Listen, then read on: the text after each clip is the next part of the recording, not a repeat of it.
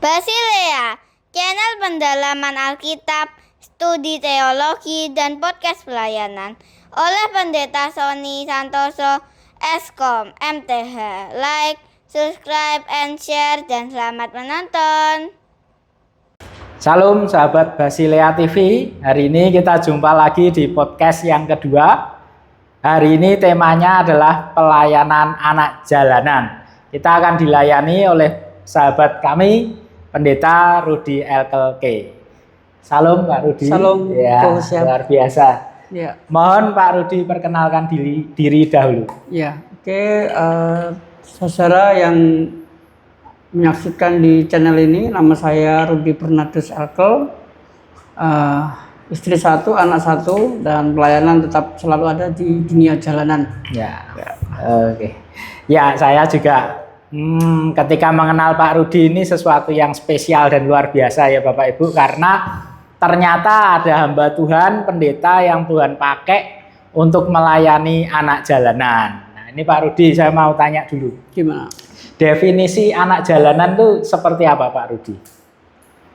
Definisi anak jalanan itu kalau kita jabarkan tentang penglihatan dari orang-orang atau masyarakat di luar sana, ya. Jalanan itu selalu identik dengan kriminalisme. Kriminalisme. Ya, jalanan identik dengan anarkis, ya kan? Jalanan selalu diidentikan dengan hal-hal yang tidak baik. Tidak baik. Di kacamata masyarakat di luar. Nah, memang dunia jalanan itu keras. Keras ya. Saya sendiri sudah mengalaminya sudah cukup lama di dunia jalanan. Sejak kelas berapa Pak Rudi? Di jalanan itu saya mulai tahun 2002. SMA? Sekitaran SMP. SMP ya. SMP saya enggak lulus juga. Di kota mana? Di Madiun. Oh, di Madiun juga. Semua di Madiun, dari SD SMP di Madiun. Ya. Jadi ketika saya ada di dunia jalanan itu memang keras. Karena di jalanan itu kalau kita tidak kuat ya kita yang kalah. Ya. Itu di jalanan. Kalah dalam arti gimana Pak? Dianiaya atau? Kalah dalam arti di fisik kita. Nah, dipukuli. Dihajar, seperti itulah jalanan. Dan di dunia jalanan itu kalau kita tidak merasakan hal-hal kejahatan ya, contoh aja seperti berantem, narkoba, itu kurang abdul lah. Seks bebas, seperti itu. Karena memang di dunia jalanan tuh yang dikerjakan ya seperti itu. Yang dikerjakan seperti mabuk itu hampir tiap hari kalau mabuk ya. Berantem itu ya hampir tiap kali kita berantem seperti itu. Di luar seperti itu memang keras. Makanya mendidik anak jalanan itu tidak mudah. Tidak mudah. Karena dia sudah dilatih dengan karakter yang keras. Iya. Seperti itu kok. Nah, itu apa yang membuat Pak Rudi dan mereka menjadi anak jalanan? Karena kita di jalanan itu bebas, freedom. Jadi cari kebebasan. Iya, tidak mau diatur. Tidak mau diatur. Nah, nggak mau diatur. Karena kita yang penting ya inilah saya. Saya nggak mau diatur aturan sana sini nggak mau. Ya ini saya. Jadi ya istilahnya ya ini hidup saya. Jadi kalau kamu ngatur-ngatur saya ya berantem, lawan. Sekalipun keluarga ya Pak Rudi. Ketika saya kalau di keluarga itu kebetulan tidak ada yang mereka yang komen ya. Tapi di belakang saya mereka merasa sedih kenapa saya ada di dunia jalanan seperti itulah. Tapi yang melarang langsung enggak ada yang melarang langsung. Itu enggak ada. Oke, Bapak Ibu, sebelum kita bertanya tentang pelayanan beliau, kita ingin tahu dulu kira-kira perjalanan beliau ditangkap Tuhan Yesus. Ya, Pak Rudi tolong ceritakan singkat perjalanan Tuhan menangkap Pak Rudi. Perjalanan saya ketika ditangkap Tuhan itu, ya jujur aja ya, saya dulu tuh paling benci sama orang gereja. Lama saya ada di dunia jalanan, ketika waktu itu saya datang ibadah dengan penampilan yang seperti anak-anak pang, masuk gereja waktu itu, Nah, orang-orang di gereja itu memandang saya sebelah mata karena waktu itu masyarakat Madiun tahu siapa saya. Tukang ngamen di perempatan Kogen. Di situ. Waktu SMP itu. Ya waktu saya ada di jalanan, mereka sudah tahu saya tuh modelnya gimana, mereka sudah. Ya, ketika saya masuk gereja, ada orang yang menutup hidungnya. Ada orang juga tangamen gitu. Ya, saya diam aja. Akhirnya saya bilang sama Tuhan gini, Tuhan, apakah rumah Tuhan itu buat orang-orang yang kudus ya? Orang-orang kayak saya ini nggak layak masuk rumahmu. Dari situ saya stop tidak masuk gereja. Tapi meskipun dulu saya masuk gereja itu bisa dihitung jari. Ya, bolosan berarti ya? Ya, bisa dihitung jari. Kadang ya cuma Natal tok baru ke gereja. Atau hari besar lah, itu baru ke gereja. Kadang kalau di gereja pun saya tidur. Sempat saya nyuri uang di gereja waktu itu. Ketahuan Pak Rudi? Tidak pernah. Tidak pernah ketahuan. Ya, dicungkil uangnya buat beli minuman, buat beli arak di luar. Iya. Nah, pada akhirnya waktu saya pulang ke Papua ya di tahun 2007, waktu saya ngamen di bis itu, ditelepon sama kakak kandung saya, nomor 1. Ini di Papua ya? Ceritanya. Waktu itu di Papua ya, dia di Papua. Kebetulan dia nikah sama orang Papua. Akhirnya dia di Papua, di Sorong waktu itu. Dan saya disuruh untuk pulang ke Sorong. Ke Sorong. Iya. Akhirnya saya dengan adik saya, dengan teman-teman, saya bilang, waktu itu kita lagi rekaman di studio musik waktu itu, musik reggae. Rekaman lagu? Lagu ya. Akhirnya saya bilang, ini kamu teruskan. Ya. Saya sama adik saya mau pulang. Mau pulang ke Papua waktu itu. Nah ketika mau pulang itu saya nggak punya uang. Ongkos mau dari Madiun Surabaya nggak punya uang. Akhirnya saya ngerampok waktu itu akhirnya. Rampok dapat uang, terus sangu kalau zaman dulu ya, kalau kita mau pergi mana sangu arak dulu. Itu saya beli arak 1 bonjor dulu. Segini Pak? Oh lebih besar. 2 liter? Saya beli di Jalan Barito waktu itu. Karena di situ memang terkenal jual arak waktu itu. Saya beli di situ, akhirnya saya bawa ke Surabaya, ke pelabuhan. Di pelabuhan saya sama adik saya itu mabuk minum. Nah besok paginya kakak ipar saya itu datang. Terus dia bilang, ayo kita naik kapal. Nah, tiketnya mana? Saya bilang, nggak ada tiket. Bayangkan, Surabaya itu sangat ketat, bukan main. Tapi saya bisa lolos dan bisa ada di atas kapal waktu itu. Saya nggak tahu ya. Tanpa kekerasan. Tanpa kekerasan. Saya nggak tahu apa ini mungkin jalan Tuhan. Waktu itu saya nggak tahu. Kata-kata jalan Tuhan, kata-kata rencana Tuhan itu nggak ada di pikiran saya waktu itu. Karena saya nggak pernah dengar suara itu. Nah akhirnya ketika di atas kapal, sudah kapal mau lepas tali menuju ke Makassar. Nah di perjalanan itu ada pemeriksaan tiket. Kebetulan saya nggak punya tiket kan. Nah akhirnya HP sama gitar itu dapat disita sama petugas. Betul. Lah akhirnya kan saya emosi. Nah saya ngobrol sama kakak ipar saya dalam perjalanan dari Makassar kita ke Sorong.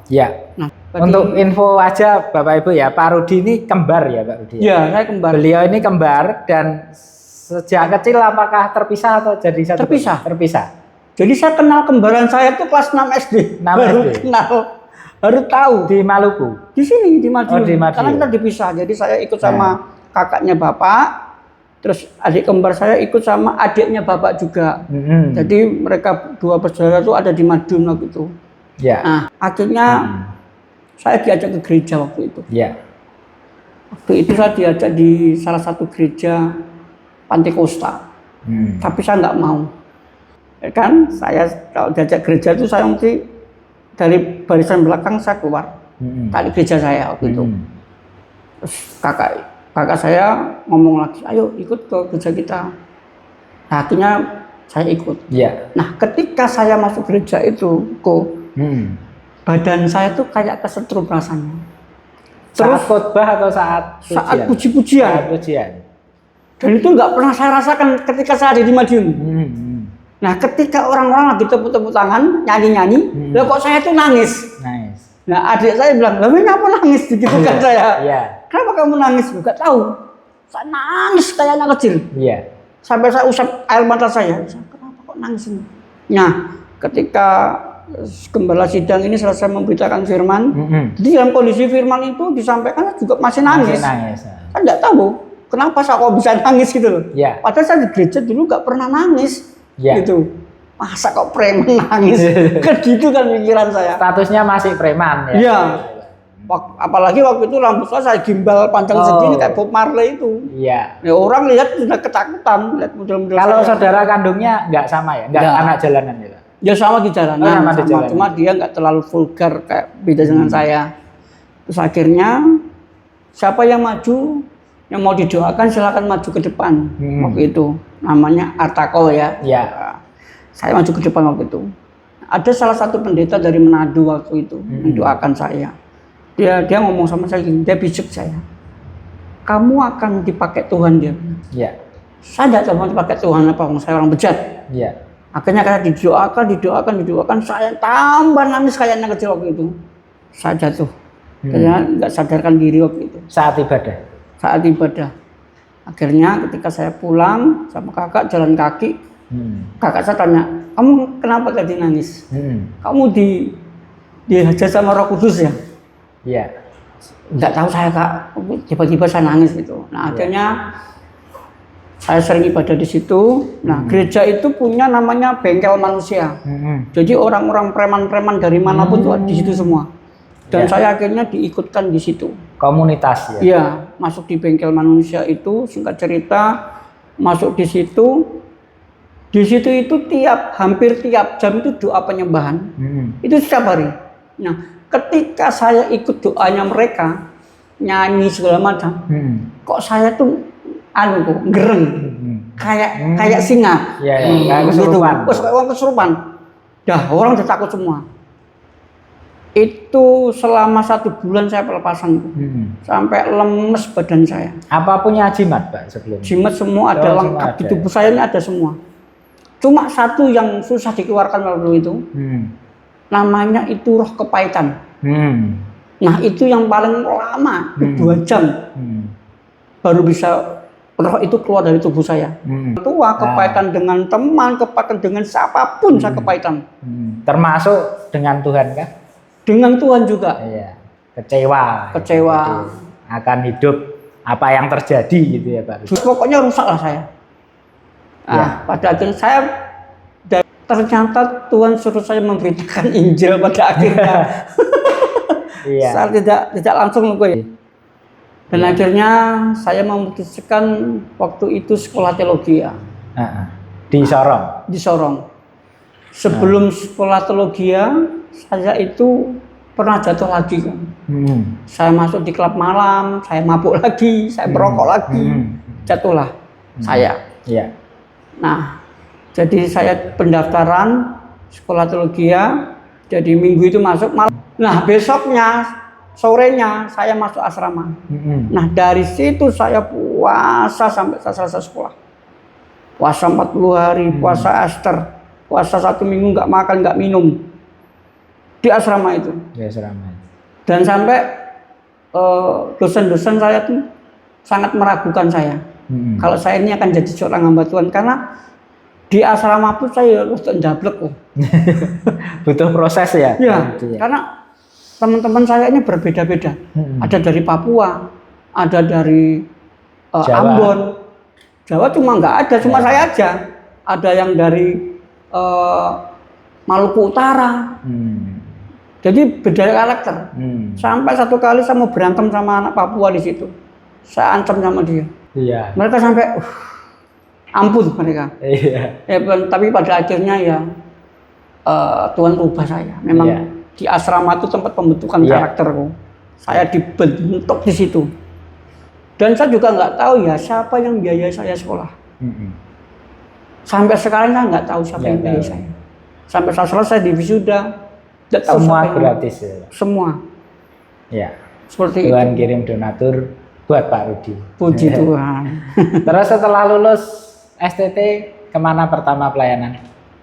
Setelah lulus itu saya itu pelayanan di Kepulauan Aru, Kabupaten Dobo. Oh, Kepulauan Maluku. Aro itu apa yang ya Sudarso Ya. gitu, Pak ya. Di situ. Di Ya. situ saya pelayanan. Di situ saya merintis gereja waktu itu. Tapi saya di situ tidak ada yang kenal. Tapi memang Tuhan ngutus saya di daerah itu. Ya. Daerah yang keras memang. Sampai pada akhirnya saya membuka gereja di situ. Membuka gereja, tapi ya itu kok tantangannya ya luar biasa.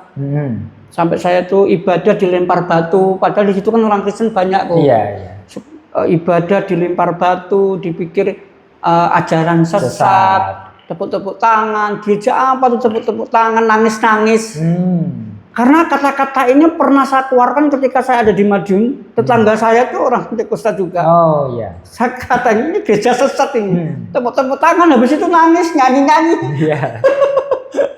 Terus ketika jadi gembala Pak Rudi mengalami itu. Ya, akhirnya mengalami saya kok. Ya. Dulu saya bilang ini gereja stres ini aku. Terus kalau bisa ke Madiun Pak Rudi? Waktu itu saya pernah buat KKR. 3 bulan saya KKR di Sulawesi Utara, khususnya di daerah Palu. 3 bulan saya KKR di sana, KKR kesembuhan ilahi sama kelepasan. Nah akhirnya ada salah satu hamba Tuhan, dia seorang pendoa yang luar biasa. Dia ngomong sama saya gini, Pak Rudi, Tuhan itu mempersiapkan Pak Rudi bukan di Maluku, dia bilang. Tuhan persiapkan Pak Rudi di tempat yang lain, yang Tuhan sudah tetapkan. Dan di situ Tuhan akan pakai Pak Rudi. Saya pertamanya nggak yakin. Kata-katanya dia saya nggak yakin. Pertamanya. Saya pulang dari situ, kebetulan di Dobo itu ada KKR Akbar besar. Pembicaraan di mana Pak? Di Dobo. Dobo itu mana? Tempat saya tinggal di Kepulauan Aro. Ya. Oh, Kepulauan Aro. Iya. Waktu itu saya diminta jadi panitia, akhirnya saya pulang. Waktu itu dari Palu itu saya pulang ke Dobo, saya diminta jadi panitia KKR. Nah, dia itu orang yang dipakai Tuhan luar biasa. Jadi ketika saya ikut ada di situ, dia tunjuk saya dari atas panggung besar itu, dia tunjuk saya begini, nak, ada sinar putih nak masuk tubuhmu nak. Doa kamu dijawab Tuhan nak. Dia bilang itu sama saya. Akhirnya acara KKR selesai, saya cari beliau. Saya panggilnya dia Mama Siti. Mama Siti, maksudnya tadi sinar cahaya putih masuk tubuh saya itu apa? Tuhan pakai kamu tidak di sini. Wah ini sudah 2 orang yang bilang, ya kan? Tuhan pakai kamu tidak di sini, tapi Tuhan suruh kamu kembali ke Madiun. Di sana Tuhan akan promosikan kamu di Madiun. Dan kamu akan melayani teman-teman kamu di jalanan. Itu langsung dia ngomong sama saya. Langsung lebih detail ya Pak? Lebih detail. Nah akhirnya waktu itu tahun 2013 dan akhirnya saya sudah siapkan diri saya. Wah, berarti ini betul ini saya harus pulang ini.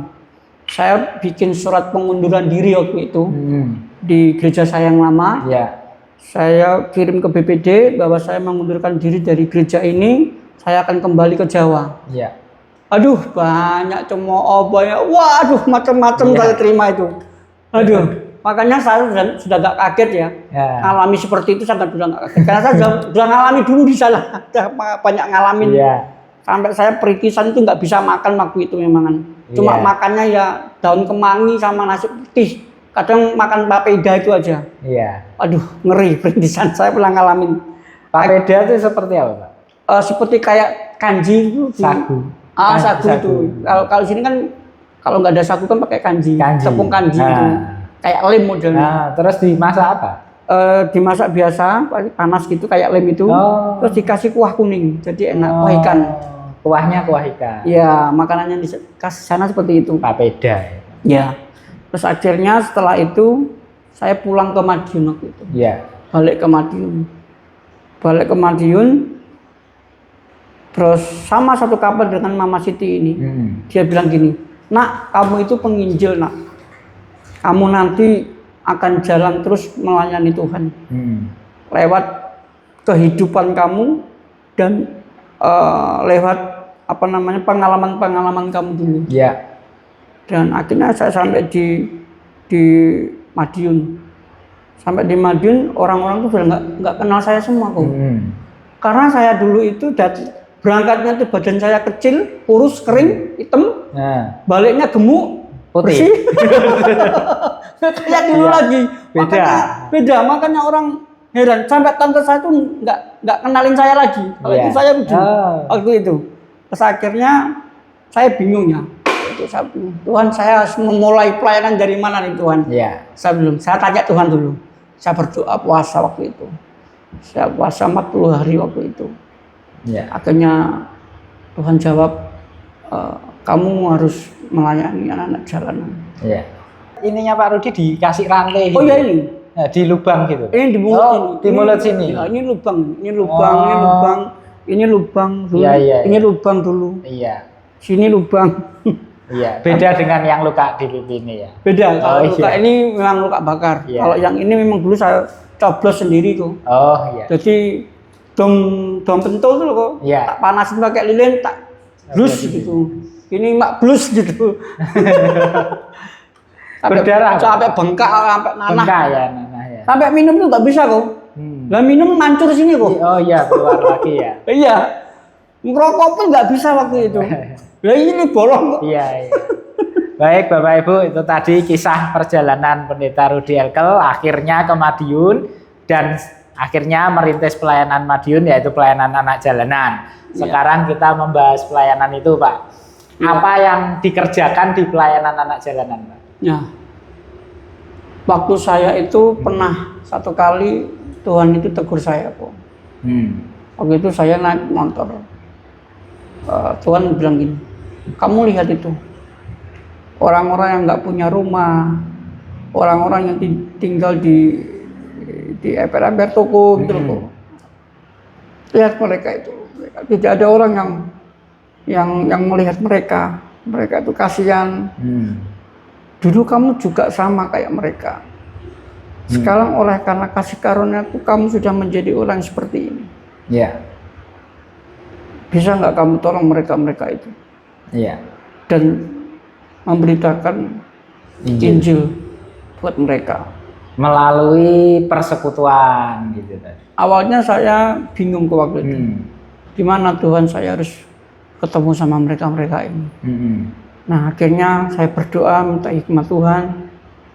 Saya ketemu sama mereka. Saya kalau ketemu mereka saya nggak ngomong soal Tuhan tuh. Saya ngomong tentang kehidupan sama mereka. Karena orang-orang itu di jalan itu kalau kita ngomong Tuhan nggak nyampe di mereka kok. Kalau kita ngomong soal pekerjaan, makanan buat mereka itu nyampe. Akhirnya saya ikut apa yang dilakukan Tuhan Yesus. Tuhan Yesus pernah ngobrol dengan orang-orang pelacur, dengan pemungut cukai, orang-orang yang berdosa lah, dengan cara makan, perjamuan makan. Saya akhirnya melakukan hal itu, makan sama mereka. Dari situ mereka ngobrol tentang kehidupan mereka. Dan saya juga ngobrol kepada mereka. Saya juga pernah ngalami kayak Anda semua. Gimana saya makan di sampah. Saya pernah makan di sampah, minum di got, nggak pernah mandi 6 bulan. Saya pernah ngalami hal seperti itu. Dihina, dicaci maki, dikatain daripada kamu hidup lebih baik kamu mati saja. Tidur di emper toko, disiram sama air cucian. Saya ngalami hal itu. Makanya saya kalau lihat anak-anak jalanan, orang-orang di pinggir-pinggir jalan, saya sedih sekali. Karena saya ngalami, saya pernah ada di hidup posisi mereka itu. Di posisi mereka saya pernah ngalamin gimana susahnya cari duit, gimana susahnya hidup seperti mereka itu saya pernah ngalamin. Makanya ketika saya seperti ini saya nggak mau menghilangkan kerinduan itu. Saya nggak mau jadi seorang pendeta yang terlalu eksklusif. Saya paling benci. Misalnya eksklusif tuh misalnya gimana? Eksklusif tuh gini. Kita tuh merasa orang-orang di luar itu yang ketika kita jumpai, ya kita tuh kayak orang sombong lah. Kita lebih baik. Kita menikmati fasilitas yang Tuhan sudah kasih buat kita, tapi kita lupa yang di luar sana. Mereka susah makan, mereka susah untuk hidup mereka. Iya. Saya paling nggak suka dengan hamba Tuhan yang terlalu wow, pokoknya motivasi saya bukan uang. Iya. Motivasi saya jiwa. Iya. Uang itu urusan Tuhan. Karena kita dipanggil ini jadi hamba. Iya. Jadi kalau hamba itu berarti ya harus Menghamba. gitu loh, melayani mereka Iya. dengan kondisi apapun. Melayani orang gila pun saya sudah pernah melayani orang gila. Ada waktu itu di rumah singgah tuh ada orang stres, orang gila datang ke rumah singgah dari luar kota, kita doakan, kita bentuk hidup mereka waras, pulang. Nah, akhirnya dari situlah saya memicu bahwa Tuhan itu ada di mereka semua. Iya. Nah, dari situlah. Ini saya potong sebentar Pak Iya. Rudi. Rumah singgahnya ini kan rumah singgah anak jalanan ya Pak Rudi. Bolehkah dipromosikan di channel ini Pak Rudi? Bisa. Ya. Bagi Bapak Ibu yang mungkin ada kenalan anak jalanan atau ada kerinduan untuk mendatangi rumah singgah Pak Rudi Elkel, bisa disampaikan Pak alamatnya? Kalau rumah singgah saya itu ada di Jalan Ciliwung. Madiun. Puji Tuhan anak-anak itu sekarang saya bersyukur ya kok ya. Dengan saya membuka rumah singgah itu tahun 2015. Pertama di Jalan Sriti, Gang Kelelawar. Di situ saya buka di situ. Puji Tuhan mereka itu yang pernah saya tolong. Jadi orang berhasil. Iya. Jadi orang-orang yang manut dengan apa yang saya ngomong mereka berhasil. Ya, kalau nggak manut ya nggak berhasil. Iya. Ya, jadi mereka itu berhasil, sukses. Iya. Sampai mereka kerja di luar negeri. Mereka sampai sudah berhenti di dunia jalanan. Ada yang berhenti mabuk. Ya itu yang paling penting ya Pak. Ya, berhenti ke dunia kejahatannya itu. Betul, narkoba. Tapi jangan salah kok, dulu ngopeni mereka tuh nggak mudah. Nggak mudah, ya. Saya dipanggil polisi berapa kali tuh, mereka mukul orang sampai gear motor tuh mantep di kepalanya orang. Saya dipanggil nanti polisi, mereka ada yang berantem, ada yang narkoba, sempat rumah singgah tuh digerebek sama polisi. Iya. Pernah ngalami seperti itu. Memang itu harga yang harus dibayar. Iya. Makanya saya bilang ngerubah anak jalanan itu tidak mudah. Kita sebagai pemimpin, saya ketika mereka ketangkap polisi, apakah saya melepaskan mereka begitu saja? Tidak. Saya damping mereka sampai persidangan. Ketika mereka di penjara, saya datang kunjungi, bawa makanan buat mereka. Ini tugas seorang pemimpin, tugas seorang bapak kepada anak. Kalau ada kesulitan tidak kabur. Iya, tidak kabur dari apa? Pendampingan. Iya, saya terus mendampingi mereka. Nah itu yang membuat mereka akhirnya dengan saya itu suka dengan saya. Akhirnya mereka mengikut Tuhan. Dari situlah mereka sudah banyak yang kita baptis. Dan itu banyak mereka yang kenal Tuhan. Mereka yang nggak punya KTP saja kok. Saya buatkan KTP, akte kelahiran, KK. Dan ditambah lagi KIS. Lengkap semua. Dan juga saya uruskan mereka tuh KIS. Kartu sehat kan, dapat semua. Dan mereka diakui oleh negara. Dan puji Tuhan, jadi kita melayani nggak cuma rohani aja kok. Iya. Dari situ juga. Terus pengangguran mereka. Kalau kita jangkau mereka, tinggal sama kita, ya masa mereka numpang makan sama kita aja kan, kita harus kasih mereka kegiatan ya. Nah akhirnya kebetulan saya kenal banyak orang, saya titipkan dia untuk kerja. Kerja di sini, kerja di sini, kerja di sini. Dan kebetulan saya juga punya lahan parkir yang ada di Madiun. Kamu parkir di sana, kamu parkir di sana. Rata-rata parkir ya Pak? Parkir sama kerja di gudang. Kerja di gudang. Sama ngerawat orang sakit. Oh iya, ngerawat orang sakit. Nah, itu sakit yang jompo yang apa? Mereka ada di mereka ada di rumah sehat. Oh. Rumah Agape. Rumah sehat Agape ya. Ada berapa orang di situ? Di situ ada 3 orang yang saya masukkan. Untuk mereka bisa kerja di situ dan begitu mereka dapat gaji, bisa beli HP, bisa beli motor pada akhirnya. Nah, itu loh kok. Berdampak bagi mereka tuh memang bukan cuma rohani aja ya, Ya, tapi di jasmani pun kita juga harus mikirkan. memikirkan. Jadi nggak cuma kita doa kalau nggak kerja ya sama aja, Ya, ya kan? Masa uang jatuh dari langit langsung? Ya. Kan enggak kan? ya, Ada usaha buat mereka bekerja, akhirnya ya puji Tuhan mereka dipercayakan. ya. Dan aku bilang sama mereka, kalau kerja ikut orang, yang pertama itu kejujuran. Ya kan, kejujuran, dan kamu taat, tunduk sama pemimpin, kamu akan menjadi orang berhasil. Ya, Nah, apa yang saya ngomong ke mereka itu, mereka lakukan. ya, Jadi nggak sia-sia dong. Ya. Akhirnya mereka bisa jadi orang sukses. Meskipun saya nggak pernah minta sepeser pun uang kepada mereka. ya. Yang penting saya sudah melihat mereka itu sukses, saya sudah bangga. Sudah senang. Ya, Nah, saya nggak butuh uang mereka. ya, Itu buat mereka. Ya. Yang saya lihat itu mereka sudah berhasil, saya sudah bangga. ya. Itu saya pemimpin harus seperti itu. Iya, betul. Pak. Jadi tidak memanfaatkan, kamu kerja di sana ya, jangan lupa ya nanti kamu kasih saya uang. Saya Iya, tidak mau. Iya, iya, Itu uang kamu, itu jerih lelah kamu, itu kamu pakai. iya. Seperti itu. Jadi ada istilah ya Bapak Ibu, pelayanan itu bukan mencari hidup tapi memberi hidup. Ya. Begitu ya Pak. Betul Rudi, kok, ya? memberi hidup Memberi orang yang kita hidup. layani. Iya, bukan mencari hidup. Jadi kalau pelayanan mencari hidup, kita akan memanfaatkan orang yang kita layani. Betul. Ya. Tapi kalau memberi hidup, tidak memikirkan apapun, yang penting Iya. tulus melayani Tuhan. Gitu ya, Pak Betul, Rudi. betul. Kalau ini Pak Rudi, Crossland dengan rumah singgah bedanya apa Pak? Beda, kalau Crossland itu Christian Underground Community. Itu komunitas teman-teman PAM berarti. Iya, yang suka aliran musik keras, musik metal. Nah, ada di situ kan, pusatnya di Surabaya aku. Pusatnya di Surabaya ya, Pak. Jadi, Pak Jeffrey ya. Pak siapa Pak? Jack. Pak Jack. Iya, Bang Jack, Iya. namanya Bang Jack. Bang Jack. Orang Manado Ambon. Jadi dia adanya saya itu, saya ketemu sama dia, buka cabang lagi di Di Madiun. Madiun ya. Akhirnya cabangnya sudah kemana-mana sampai Iya. California. Madiun cabang keberapa? 2. Oh, Madiun Pertama kan kedua. Surabaya, Madiun. Madiun kedua. Nah, dari Madiun itu banyak cabang kemana-mana akhirnya. Iya, iya. Ada yang di Tuban, ada yang di Malang, ada di Surakarta, Iya. ada di Bekasi, Tangerang, Iya. ada di Makassar. Iya. Ini mau buka lagi di Ambon, California sudah buka. Berarti sudah go internasional. Iya. Ya, luar biasa.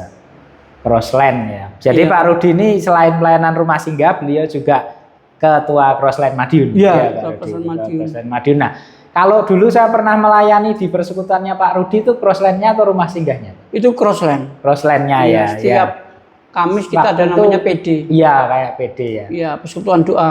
Ya, jadi untuk info Bapak Ibu, dulu saya pernah diundang Pak Rudi melayani firman di Crossland itu. Kira-kira waktu itu kalau saya nggak salah ingat 30 sampai 40 peserta ya Pak Iya. Rudi ya. Luar biasa. Nah, setelah itu Bapak Ibu, setelah itu Pak Rudi, saya kalau ketemu pengamen, ketemu tukang parkir itu ada sering yang menyapa saya. Kosoni, gitu. Jadi dari 40 anak buahnya Pak Rudi ini, saya wajahnya mungkin hanya ingat 2-3, tapi yang menyapa saya itu banyak sekali Bapak Ibu. Sampai terakhir itu mungkin tahun lalu masih ada Pak Rudi. Tahun Iya. lalu saya makan di sebuah restoran, tukang parkirnya itu menyapa saya, Kosoni. Saya masih bingung Pak Rudi. Iya. Ternyata dia ngomong, saya anak buahnya Pak Rudi. Wah. Jadi sudah tahunan masih ingat saya. Iya. Ya, apalagi sama Pak Rudi, tentu mereka sudah sampai nanti beruban masih ingat ketuanya, Pak Pendeta Rudi Ekel ya. Oke Pak Rudi, mungkin sebelum diakhiri pelayanan Pak Rudi yang luar biasa ini, boleh dikisahkan satu kisah dalam pelayanan anak jalanan yang sangat mengena di hati Pak Rudi. Yang sangat mengena di hati saya itu ketika mereka itu kehilangan figur seorang bapak dalam hidup mereka. Waktu itu ada salah satu anak cewek ya, dia bilang, saya nih Pak, saya dipukulin Pak sama bapak saya. Dia bilang Cewek gitu. itu ya? Cewek itu sama kondisinya saya kayak saya dulu. Saya tuh dipukulin sama bapak saya, dijambak, diinjek bapak saya itu tukang mabuk Pak. Dia bilang, suka berantem sama mama saya Pak. Mama saya dipukulin. Dari situ saya benci Pak sama laki-laki. Dia bilang, Sampai dia lesbi loh. Hmm. Dari itu saya benci Pak sama laki-laki karena hidup saya itu kebaikan sama bapak saya. Iya. Jadi yang mengenal dia saya itu mereka itu kurang figur seorang Kurang figur. bapak, Kurang kasih sayang, Kurang kasih terutama sayang. seorang bapak. seorang bapak karena mereka itu haus kasih sayang. Hmm. Makanya kenapa anak jalanan bisa seks bebas di jalanan? Karena memang mereka kurang figur orang tua, pendampingan dari orang tua nggak ada. Dan itu pun yang pernah saya alami dulu. Makanya ketika saya melayani mereka itu, melayani mereka dengan sepenuh hati. Karena melayani mereka itu nggak gampang kok. Iya. Tantangan-tantangan yang saya hadapi itu nggak sedikit. Banyak dari luar, dari dalam. Sampai pun saya kadang bilang gini sama Tuhan, saya nyerah Tuhan, saya enggak. Tapi Tuhan bilang kamu jangan nyerah. Iya. Kalau kamu gembala upahan, kamu nyerah. Iya. Bilang sama gitu. Kamu bukan upahan. Tuh, saya bilang sama Tuhan, Tuhan beri saya kekuatan, kemampuan Tuhan. Ya sampai saat ini saya masih ada itu karena kasih anugerah Tuhanku. Sampai saat ini saya masih melayani, cintai anak-anak jalanan. Kenapa saya selalu banyak bergelut di dunia jalanan karena itu fashion saya di situ. Iya. Saya di luar tidak pernah bilang saya pendeta. Itu saya kalau ketemu sama orang saya Rudi. Iya. Itu supaya apa? Supaya tidak ada batas. Ya. Ketika saya dengan mereka makan apa, saya ikut apa yang mereka makan. Saya tidak pernah merasa jijik dalam hidup saya. Mereka makan seperti itu ya saya makan. Kadang kalau saya punya berkat ketemu mereka, yuk makan yuk. Mau makan di mana? Makan. Satu kali saya pernah ketemu anak pang itu di emperan Indomaret depan rumah sakit Sudono. Iya. Situ ngerokok, ada ceweknya, ada lakinya. Kamu ngapain di situ? Ada yang kenal sama saya. Iya. Cari makan Pak Rudi, belum makan ini. Yes, kamu tunggu sebentar ya. Saya masuk ke Indomaret, ambil uang di ATM. Kamu makan apa sekarang? Seadanya Pak Rudi. Saya ajak mereka makan. Iya. Ajak mereka makan. Udah kamu makan, ambil sepuasmu. Saya tidur sama mereka. Dan ketika mereka habis makan, mereka ngobrol sama saya. Pak Rudi, terima kasih banyak. Pak Rudi itu masih ingat sama kita, dia bilang. Iya. Meskipun sudah lama kita nggak ketemu, Pak Rudi masih ingat sama kita. Pak Rudi sudah anggap bapak sendiri, mereka bilang gitu sama saya. Sudah anggap bapak sendiri. Terima kasih banyak Pak Rudi. Tuhan yang balas kebaikan Pak Rudi. Jadi ketika saya ketemu dengan anak jalanan di mana saja kok, saya tidak pernah lupa mengajak mereka makan. Ketemu kemanapun saya ajak mereka makan, ayo makan. Nah dari situlah kasih itu kan harus dinyatakan ya, melalui seperti itu. Terus kadang mereka, lo kamu habis ini mau kemana? Saya bilang tuh, mau jalan lagi Pak Rudi. Punya ongkos nggak kamu? Nggak ada Pak, mau ngamen dulu. Terus kamu nggak usah ngamen, tak kasih uang, kamu berangkat ke jalan. Seperti itu kok. Jadi saya betul-betul tersentuh ketika mereka itu ada di jalanan, mereka tuh masih ingat dengan saya. Dan saya nggak pernah lupa juga kebaikan mereka. Mereka dulu di rumah singgah banyak membantu saya, menolong saya. Jadi saya nggak pernah lupa jerih payah mereka juga ketika ada di rumah singgah. Dan ketika mereka ada di luar, ketemu saya di jalan, mereka panggil, mereka ajak. Kadang ada yang punya berkat, Pak Rudi makan yuk. Nah mereka ngajak saya makan. Jadi seperti itu yang membuat saya tersentuh bahwa apa yang pernah saya tabur kepada mereka, mereka tidak pernah lupa. Mereka selalu ingat kebaikan itu. Dan selalu saya bilang sama mereka, jangan lupa ingat Tuhan Yesus. Dulu kamu ada di rumah singgah, kamu banyak diubahkan, dipulihkan di situ. Sekarang kamu harus mengubahkan orang lain. Kok Sony lihat sendiri di jalanan itu sudah sepi, sudah nggak ada anak jalanan. Ya mungkin ada 1, 2, 3 yang masih ngamen. Mereka malamnya ngamen, paginya mereka kerja. Untuk tambahan-tambahan hidup mereka. Jadi seperti itu yang buat saya tersentuh. Kenapa saya harus juga melo kalau saya Tidak apa-apa. mengalami kondisi itu bersama dengan mereka. Dan saya tahu bagaimana rasanya hidup itu dihina, Iya. nggak punya apa-apa. Dalam kondisi seperti itu kita dipandang sebelah mata. Saya ngalamin semua. Iya, iya. Bagaimana kita harus, saya dulu juga pernah makan di sampahku, sama kayak mereka makan di sampah. Mengais. Iya, di sampah-sampah itu saya makan, bekas-bekas nasi yang di tanah-tanah itu saya bersihkan, saya makan. Terus minum di air got segala macam, nggak pernah mandi. Saya sama seperti mereka waktu itu. Ketika mereka ketemu saya kok, kalau dibilang sekarang saya peluk mereka, saya tuh hampir semaput kok. Iya. Wah, bau. Tapi ya waktu jadi mereka nggak merasa bau kan? nggak merasa bau. Iya. Kita saya sudah sekarang ketemu mereka, peluk mereka, aduh, wah ini urapan dari mana nih? Betul kok. Tapi saya tidak merasa jijik. Iya. Karena kalau kita merasa jijik nggak ada mujizat. Iya. Tapi ketika kita peluk mereka dan kita bilang kepada mereka, Tuhan mengasihi, Iya. dan mereka akan mengalami hal yang berbeda. Ketika saya pelayan di penjara, saya sekarang setiap minggu ketiga ada pelayan di penjara kok. Di penjara itu juga banyak orang-orang, bukan jalanan aja kok. Maaf kok ya, dari teman-teman dari Chinese, ada yang pelayanan Narkoba. Ya? narkoba masuknya. Saya melayani mereka di sana, doakan mereka, nangis mereka. Kalau sudah sampai sini, jangan kembali lagi ke sekolah ini lagi, aku bilang. Jadi total itu banyak kok di dalam. Waktu itu awal-awal 132 orang. Sekarang sudah tinggal sedikit. Sudah banyak yang bebas. Dan saya bilang sama mereka, jangan sampai kembali lagi. Ketika saya pelayan di sana, saya nggak bawa tangan kosong kok. Iya. Bawa makanan buat mereka. Iya. Nih habis pelayanan, habis ibadah, silakan makan. Iya. Jadi seperti itu ya. Karena kan Tuhan bilang saya tuh ada di penjara, ada di orang-orang yang kesusahan, janda-janda seperti itu. Nah seperti itu. Oke Pak Rudi. Terus kemudian nih Pak Rudi, pesan untuk penonton channel ini dalam hal mereka memandang anak jalanan, kira-kira Pak Rudi punya pesan seperti apa? Ya kalau pesan saya, jangan pernah memandang mereka itu sebelah mata, dan jangan anggap mereka itu sampah. Mereka itu jiwa milik Tuhan. Ya, sama Dan seperti kita. Sama seperti kita. Cuma mereka belum ada yang mengarahkan.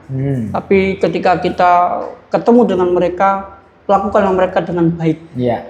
Jangan melakukan mereka dengan remeh. Karena mereka itu juga punya potensi-potensi yang luar biasa. Luar biasa. Ketika Tuhan pakai. Iya. Seperti itu. Iya, termasuk Pak Rudi Elkel nih, karena beliau juga mantan anak jalanan. Betul. Pak Rudi tetap semangat, tetap semangat. Tadi Pak Rudi cerita kalau ada anak-anak bimbingnya Pak Rudi masih ingat Pak Rudi. Tentu senang kan begitu ya. Tapi ada yang lebih menyenangkan lagi bahwa Tuhan mengingat Pak Rudi. Amin. Karena firman Tuhan mengatakan ya Bapak Ibu, ketika kita mengunjungi yang sakit, ketika kita memberi makanan, memberi pakaian, itu kita sejatinya melakukan untuk Tuhan. Kan itu ya Bapak. Betul. Jadi semua yang kita lakukan untuk orang lain dengan tulus, dengan hati yang penuh bagaimana Tuhan memandang mereka, hati yang penuh iba, kasihan karena Tuhan mencintai mereka, maka kita itu melakukan untuk Tuhan. Kita sebagai perpanjangan tangan Tuhan untuk menjangkau mereka. Tetap semangat Pak Rudi. Tuhan memberkati. Sampai jumpa lain kesempatan. Amin. Amin. Sampai di sini channel kita Bapak Ibu. Ya, semoga diberkati melalui podcast ini. Jangan lupa pesan Pak Pendeta Rudi. Mari melalui podcast ini kita tak lagi memandang anak jalanan sebagai orang kedua atau menganggap sebelah mata, tapi mereka juga jiwa milik Tuhan. Kita bisa berdoa buat pelayanan Pak Rudi, buat anak-anak jalanan, dan jika kita bertemu dengan mereka, kita bisa memberikan yang terbaik. Kita memandang mereka dengan hati seperti Tuhan memandang mereka. Dan bagi Bapak Ibu penonton, adik-adik sekalian, yang seperti yang Pak Rudi sampaikan, apabila Anda kekurangan kasih sayang selama Anda dibesarkan, maka jangan lari kepada kriminalitas, jangan lari pada hal yang salah. Mari datang sama Tuhan Yesus. Pasti Tuhan Yesus menerima ya Pak. Amin. Selamat melakukan aktivitas Tuhan Yesus memberkati. Sampai jumpa di podcast selanjutnya.